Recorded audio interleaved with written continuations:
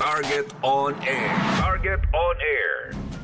Nako, nung last week pa dapat natin makakausap mga kaibigan at napakaraming nakasubaybay sa atin dyan sa lalawigan po ng Laguna at ngayong araw makakasama natin ang 1st District dyan sa Laguna Province, si Congressman Dan Fernandez na tumatakbong governor. Kumbaga isa po siya dun sa mga kandidatong nahaharap dun sa mga aligasyon ng vote buying na kung saan tumanggap din siya ng mga show cause order mula sa COMELEC. Ito upang pag-usapan po yan, nasa kabilang linya po ng ating komunikasyon si Congressman Dan Fernandez. Governor Dan, maraming salamat po sa imbitasyon dito po sa pagsagot po sa aming tawag at kung lumabas po sa mga pangalan na kayo po ay isa po dun sa mga nakatanggap po ng show cause order mula po sa COMELEC. Ano po yung reaksyon nyo dun po sa mga aligasyon ng vote buying at yung abuso dun sa recursos po ng pamahalaan po, Governor? Yes, oo, tama-tama at nabigyan mo ako ng pagkakataon dyan, Parin Rex, at nasagot na natin yung issue na yan. Mm-hmm. Nakita ko na nga yung kanilang sinasabi nilang ebidensya na lumabas doon sa Laguna Resource News, na kung saan yung kanilang ginawang ebidensya ay nangyari noong pong March 19, na kung saan hindi po sasakop noong election ban. Actually po, yung pinakita nila doon na namimigay po tayo ng na tulong ng mga bigas na idinonate po sa atin ng ating pong mga kaibigan ay pinamigay na po natin yun ng December pa noong 2024. Umabot po yun ang pamimigay natin hanggang March sa iba. At yun ang ginamit ng Laguna Resource News at ginamit na nagdemanda sa atin na anonymous siya na walang pangalan yung nag-file ng complaint sa COMELEC at inilabas nila ng March 28 na kung saan election ban na. So fake news kumbaga. Ginamit nila yung nung March 19 yung video na uploaded ng isang nagngangalang Mr. R. Martino na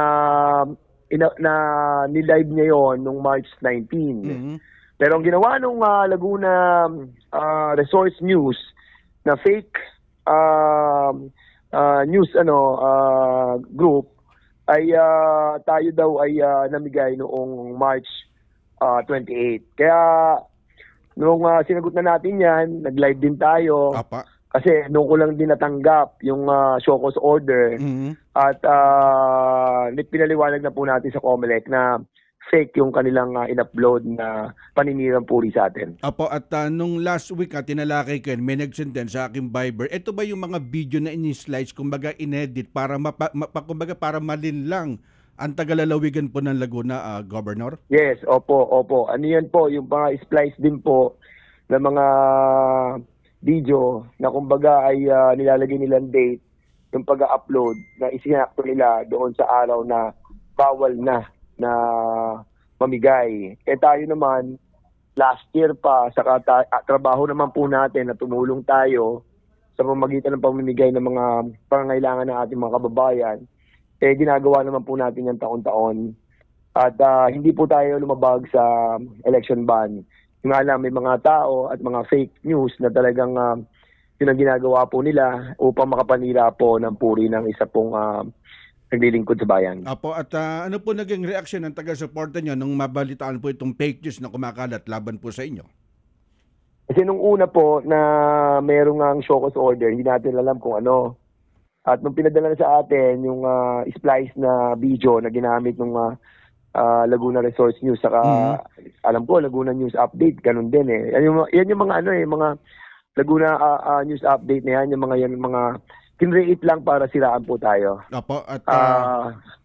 At alam naman po natin kung sino mga gumawa ng mga yun, ng mga page na yon para basically tayo lang po siraan. Kung mapapansin mo yung Laguna Update News wala silang content kundi ako lang Lahat paninira sa atin. Kumbaga, ginawa kayong pulutan. Sukay kayo araw-araw doon sa page po nila, Congressman. At kung makikita mo kung sino lang pinupuri nila. Kaya alam mo na kung sino nagpagawa. Yung mga isa sa mga katunggali natin. Maiba tayo, Gob, at nasusubaybayan ko yung Facebook page at kada mag-iikot kayo mukhang iba yung dating. Kumbaga, sabi nga, kung karisma pag-uusapan, napakalaki ng kalamangan nyo ron. Ang tanong, ano po magiging plataforma o programa ng inyong tanggapan pag kayo bilang gobernador dyan sa Laguna? Alam mo, isa sa mga nakita natin dito, hindi kasi balance yung pag-unlad ng Laguna eh. Makikita mo first and second talaga, maunlad na pagdating sa mga infrastruktura at pagdating po sa mga investment. Nakita natin na pag-iwanan ng third and fourth dahil po yung daan, yung mga malalaking mga roads ay napabayaan, hindi po nabigyan ng atensyon ng ating pong lalawigan. Kung mapapansin mo ang Batangas ngayon, ang lahat ng mga daan nila ang lalawak na at patungo doon sa mga lugar na hindi naaabot ng magandang investment. Dito, ang gagawin po natin, yung SLEX po natin, i-extend po natin yan hanggang doon sa bayan ng Pagsangan. At yung T3 naman, na nanggaling po dito sa Star Tollway, papunta po doon sa may San Pablo, papunta ng Quezon. Iduduktong natin yan, dadaan ng San Pablo at Calauan. So pagduduktungin po natin ang 3rd and 4th district at ang 2nd district. Ito po ang magbubunsod ng maraming investment na gino-complain ng mga investor. Dahil bakit nga naman sila mag-i-invest sa 4th district at 3rd district kung lagi sila natatraffic doon sa Calamba sa Los Baños? Kaya nga sinabi ko sa mga investor, ito ang gagawin natin para na sa ganon, mabalansin natin ang pag-unlad. Yung mga agri-industrial mga investment na gagawin po natin sa 4th District and even yung mga medical tourism. At yung Laguna Lake, alam nyo, nagsisimula na po ang dredging ng mga 100 tributaries natin, yung mga ilog natin na nakaikot sa Laguna Lake. Nagsimula na po ang San Miguel Corporation doon, si Mr. Ramon Ang. At San Pedro, sa Casabinyan, nadadrive na po yung mga river natin doon na kung mapapansin mo doon sa SLEX, dati sa may Alaska doon, laging bumabahayan kapag mayroon pong bagyo. Pero nung nakaraang Christine, dinalo ko po yan, pinuntahan ko walang baha. Kasi nag-dredge na po doon ang San Miguel Corporation. At yun po ay libre. Wala pong bayad ng gobyerno doon kasi yun po yung corporate social responsibility ng San Miguel na ginagawa po nila. So aanyayahan po natin ang mga investor natin na gamitin nila ang kanilang corporate social responsibility para hukayin natin ang mga ilog at hindi na tayo maglagay ng mga river control. Ibalik po natin yung dating ilog para yung pong kanilang water capacity ay lumalim para na sa ganon hindi na po babaha sa mga barangay na nasasakop ng lakeshore. At nung araw, ang Laguna, pag sinabing pagbaha, parang hindi nasasama. Ngayon, parang ang Santa Rosa, ang San Pedro, nalulubog sobra na po akong. Sobra kasi nga first district na nauubos na ating mga puno dito eh. Kaya nga plano natin, yung ating mga ilog na nakapaligid sa lawa, dapat ibabalik po natin yung original na ilog. At lalaliman po natin yan. At yung pong tinatawag po nating kapasidad niya ay mas lalawak yung kapasidad niya para hindi umawas. Yun ang nakikita natin sikreto dito. Kaya ang pamahalang panlalawigan, bibili po tayo ng mga dredging machine. Tapos makikipag-MOA tayo sa mga kumpanya at gamitin nila ang kanilang corporate social responsibility para maging libre po yung ating gastos doon po sa dredging. Tapos yung SLEX po, ang gagawin po natin sa SLEX extension, public-private partnership, para wala pong gagastusin ng panlalawigan na pondo sa pagbubuo ng mga kalye na kinakailangan para pumasok ang mga investor sa 3rd and 4th District. At isa pa doon sa nakikita kong problema po dyan, yung mga public hospital mukhang kulang po doon sa kagamitan. Yes, yun na nakita natin dito. Dinalaw ko lahat ng ospital natin. Nakakalungkot. Talagang hindi na bagong, nung ako po'y Vice Governor, gano'n na mga ospital at hindi na bago. So ngayon, ang plano po natin dyan ay papapasukin din po natin. Yung po ating natawag na public-private. Pero i-cater po natin dito. Dalawang bagay na naiisip natin dyan. Una, public-private partnership. At ang pangalawa, yung kanilang corporate social responsibility as well ng mga investor. Na kung saan yun ang gagamitin nila para makalibre sila sa tax. Pero ang makikinabang ay ang taong bayan sa pamimigay ng mga libreng healthcare para po sa ating mga kababayan. Kasi alam mo, yung mga company, nalilibre sila sometimes sa mga taxes, kung saan sila nagne-negosyo, ay nilalagay po nila dun sa kanilang social responsibility. At isa sa mga social responsibility na dapat natin ipaglaban ay yung patatagin natin ang kalusugan ng ating mga mamamayan. Kaya sa pamamagitan ng kanilang pera, na imbis na ibabayad sa buwis, paggagawa natin ng mga infrastruktura at yung kanilang mga laboratory equipments, at makikita po natin doon na ikikater na po natin yung ating mga mamamayan na pag nakita natin yung mga mamamayan ay talagang below the poverty line, sila po ililibre natin. Pero kung meron po silang kapasidad magbayad, pagbabayadin po natin sila sa ospital. Kasi pupunta sila sa ating ospital, maganda na ang ospital, maganda ang mga equipment, maganda ang mga pasilidad, mas pipiliin nila ito kaysa sa private hospital. At 7 days na lang, kumbaga 1 week na lang election na at halos na ikot ba natin ang Laguna, Governor?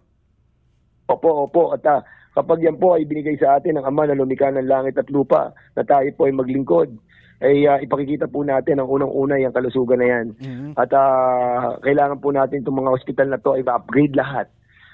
Totoo na hindi kaya ng provincial capital funds yung mapagawaan lahat ng yan. Pero kung papabasukin po natin ng private sector at itataas po natin ang antas ng infrastruktura at pasilidad at ng mga laboratory equipments, ay makikita po natin na hindi po tayo gagastos dyan. At ang magiging maganda po niyan ay magiging quality ang ating pong mga health facility sa buong lalawigan ng Laguna. At pagdating naman po sa larangan ng infrastruktura para pumasok ang mga negosyo, yung sinasabi ko pong extension. At pag sinasabi naman natin pagdating city sa Laguna Lake na kailangan nating maiwasan ng pagbaha tuwing dumarating yung mga bagyo, kailangan po natin na hukayin, i-dredge ang mga ilog na nakapaligid sa lawa ng Laguna. Apo, at doon naman po sa sektor po ng edukasyon, mukhang isa din sa priority nyo po. Well, oo, sa edukasyon kasi meron akong tinatawag na College Educational Assistance Program na ginagawa ko sa 1st District nung ako'y congressman ng 1st District. Ipinagpatuloy ko po yan nung ako po'y congressman ng Santa Rosa City. Napakarami po natin scholar, palalawakin din po natin yan. At ang gagawin po natin, ito yung sinasabi ko, hindi na po natin pahihirapan ng mga estudyante. Ibibigay na po natin pag sila ay mag-online application, kung sila ay pasado, hindi na nila kailangan pumunta ng Kapitolyo, hindi na nila kailangan pumunta sa Santa Cruz. Doon pa lamang sa online requirements nila at pag sila ay approve, a-approvean po natin. And even sa pagkuha ng kanilang mga matrikula na manggagaling sa Kapitolyo, ATM na po natin sa kanila para hindi na po natin sila papupuntahin doon po sa Santa Cruz na napakalayo kung manggagaling ka pa sa San Pedro. Kaya ito po ang isa sa mga plano natin, yung ATM card, na kung saan kahit sa social services, pagdating sa mga medical requirements sila, pag nakita natin pasado, wala nang pipila, ATM na lang. Kahit na po doon sa mga tupad, AX, lahat ng mga yan, ang gagawin po natin ay online requirements para hindi mahirapan ang mga tao sa pagpila. Naku, napakaganda po niyan. Kumbaga, mukhang makakaranas na ng kaluwagan yung mga magulang na talagang naghihikaos doon sa pag-aaral sa kanilang mga anak para lang makatapos sa pag-aaral. Napakagandang programa nito. Bali, ano po nagiging reaksyon kapag ibinababa niyo po dun sa mga koko, sa mga sorty na ito po yung binibigyan diin niyo po? Aba, tuwan-tuwa sila. Kasi nga, ngayon lang nila maranasan yung sa ATM na kapag pasado na sila sa mga requirements, ipadadala na lang sa kanila. Kasi ang isa sa mga nagiging problema ng ating mga mamamayan, pag pupunta pa sila sa pila, tapos ay doon pa lamang sila magsasabit ng mga requirements, then pababalikin sila pag kukunin na yung pera, istorbo sa kanila, pamasahin nila, panahon nila, ay nakikita natin na nasasayang lamang. Sapagkat ito pong mga oras ng ating mga kababayan, napaka-importante, lalo tigit sila po ay kapos sa kanilang pananalapi, dapat po ay hindi natin po gamitin tong pagpunta nila sa mga government institution para sa paghingi nila ng tulong. Kung kinakailangan na po ang intervention ng high-tech nating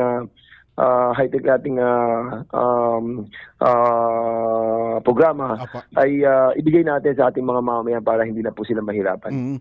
At iba tayo, napakarami mga survey na lumalabas dyan sa lalawigan ng Laguna. Medyo nagkakaroon po ng kalituhan. Paano ba natin i-educate po yung mga taga-lalawigan ng Laguna na bumasi ba sa survey o sa performance yung gagawin kapag nakaupo na? Ako never kasi akong naglalabas ng survey. Pag ako nagpapasurvey, hindi ko inilalabas yun. I really don't know yung iba na naglalabas ng kanilang mga survey na na sila ang nangunguna, sila ang ganyan. Kasi ang aking paniniwala po, ang survey is very erratic. Iba-iba po ang survey na lumalabas, iba-iba po ang nangunguna at pumapangalawa at pumapangatlo sapagkat ito nga po ay survey at nakabase sa iilan lamang po na tinatanong. At ako meron akong sariling survey at nakita ko ang numero ko, ang datos ko. Pero para ito po ay gamitin sa ating pong kampanya ay hindi po natin ginagawa sapagkat alam natin na dinadaya natin ay sarili lamang po natin. But of course, ang gusto nila po ay magkaroon sila ng traction bilang optics sa kanila pong mga page. Karapatan po nila yan. Pero ang tunay na survey ay mararanasan po natin sa Mayo 12 na kung saan ang mga tao ay magsasalita at kanilang iboboto ang mga taong gusto nila. Apo, at panghuli lang, ito po ba inaasahan nyo na dahil alam naman natin si BP Sara, kumbaga hindi po natin ka-frequency na lahat na naging kalaban niya dun sa Quadcom, sumampa dun sa entablado sa mga kalaban. Dito po sa Laguna, inaasahan nyo po ba yan? Well, hindi ko alam kung sasampa siya dito sa Laguna. But of course, karapatan po niya yan at kung gagawin po niya na sumampa siya dito sa lalawigan ng Laguna ay welcome naman po yon. At ang tao naman po ay gising na rin at alam naman po nila kung sino ang sasamahan nilang kandidato. Ang sa akin lamang po ay at the end of the day, may ingay ang politika, may mga batikusan, siraan, pero at the end of the day, magsasalita po ang taong bayan at ang tinakda ng Ama na lumikha sa atin lahat ay siyang mananaig sa araw ng eleksyon. Apo, at mensahe po sa inyong mga kababayan dyan sa lalawigan po ng Laguna, Congressman Governor Dan. Opo, sa ating mga kalalawigan ng Laguna, na ating pong mga nasasakupan, ay sana po ay magkaroon ng isang tahimik at payapang halalan sa Mayo 12 at umaasa po tayo na ang ating pong mga kalalawigan ay magiging mapagmatsyag sa isang payapang eleksyon at sana po ay bumoto ng ayon sa kanila pong kagustuhan at kami naman po mga kandidato ay ginawa po namin ang lahat upang kami po ay pagtiwalaan ng ating mga kababayan at kalalawigan sa kanila pong iboboto at ang lahat ng ito iaalay po namin sa ating pong may kapal. At sa ating pong mga kababayan at sa ating pong mga kapwa kandidato, tandaan po natin, ito po ay panandalian lamang na hindi pagkakaisa-isa, subalit pagkatapos po ng eleksyon, tayo po ay magsasama-sama para sa isang magandang lalawigan at para sa isang magandang bansang Pilipinas. Apo, at salamat po sa pagkakataon. Alam namin, napaka-hectic po ng oras nyo. Dahil itong oras ito, kumbagay, sabi nga kumuha lang kami ng pagkakataon dahil yung house to house, napakalaking bagay. Kada makakausap kayo, mayayakap kayo, makaka-heart-heart kayo. Nakikita ko sa mga social media, ibang-iba po yung dating. Oo nga ho eh. Kaya magugulat ka eh. At yung mga tao talagang organic ba? Makikita mo yung kanilang katuwaan. At yun po inaasahan natin na mga tao ay talagang mako-convert sa boto. Yung kaligayahan nararamdaman ko kapag sila'y nakakasama sa mga house to house. Apo, at napakalaking factor po yung kumbaga may magnet kayo eh. Doon sa taong bayan talagang lumalapit po sa inyo. Salamat, Rex. Mabuhay ka. Okay, salamat din po sa pagkakataon. Salamat. Okay, salamat. Okay, bye-bye.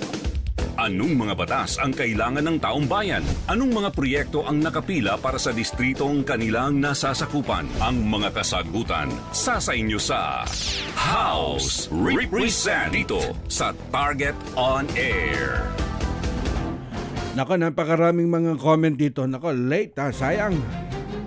At siguro mamaya po natin na papasadahan Ito, taga Pagsanhan, Laguna At dito po lumakihan, Karex, si Governor Congressman Dan Fernandez Alam niyo, napakaganda yung kanyang programa dun sa sektor po ng edukasyon Ito kasi yung programa natin, kumbaga ibinabalansin natin kung kinakailangan lahat ng mga magkakalaban abay kinakausap natin at sila naman yung nagpapaliwanag. Ano ba plano? Ano ba gagawin nila? Ano ba plataforma? Ano ba ang agenda? Diba kapag sila nakapwesto? Diba kumbaga tayo nagiging mensahero lang Mas maganda po yung mismo nakukuha natin yung side ng mga bawat kandidato Ay kasi nakaagaw pansin sa amin, kumbaga naging biktima siya ng fake news kumbaga in-slice po yung video at si Congressman Dan Fernandez na nagpaliwanag nung namamahagi sila ng tulong, nagbibigay po ng bigas. Tapos ikinarap, tapos pinalabas na pasok po dun sa election ban, di ba? Siyempre, ang COMELEC magpapadala po ng show cause order. Kumbaga, malinaw pa sa sikat ng araw na isang demolition job ba? And tanong ngayon ba'y magbe-benepisyo dun sa kalaban? O mas makakakuha po ng suporta dun kay Congressman Dan Fernandez? Hayaan natin, dahil 7 days na lang, kumbaga hahatol na ang taong bayan, sino ang pipiliin po nila, di ba? At tayo po ay nakaantabay lang sa lahat po ng magiging kaganapan, Luzon, Visayas, Mindanao.